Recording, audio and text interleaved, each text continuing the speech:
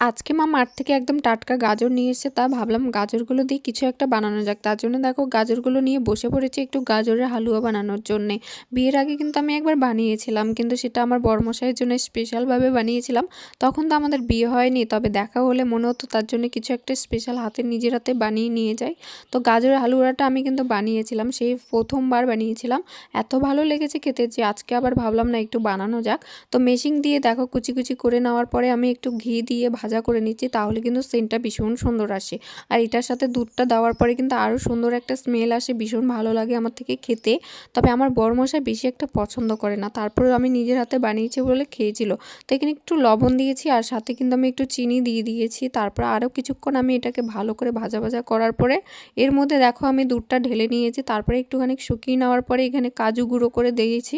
তারপরে আমার গাজরের হালুয়া রেডি হয়ে গেছে। আরও অনেক কিছু দিলে কিন্তু আরও টেস্ট হয়। তো ভীষণই টেস্ট হয়েছিল, সবাইকে দিলাম।